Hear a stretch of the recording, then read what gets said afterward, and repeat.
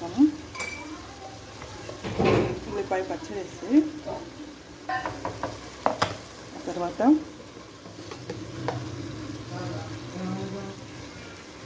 చేసి పక్కన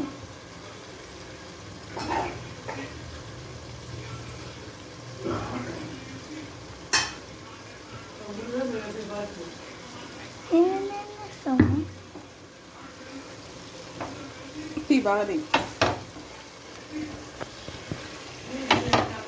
ఇది హోటల్ స్టైల్ దోశ కావాలంటే మీ అన్నది ఊరు హోటల్ స్టైల్ దోశ సరిగ్గా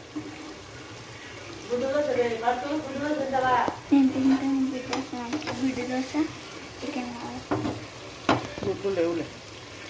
ఇప్పుడు పైన కూడా పప్పుల పొడి చల్లాలంట కొంచెం లైట్గా మీ అన్నకు.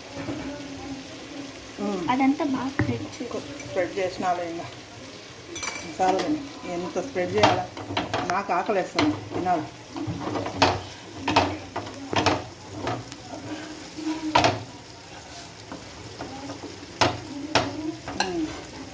పడతా దోశ రెడీ, ఆఫ్ చేసుకో.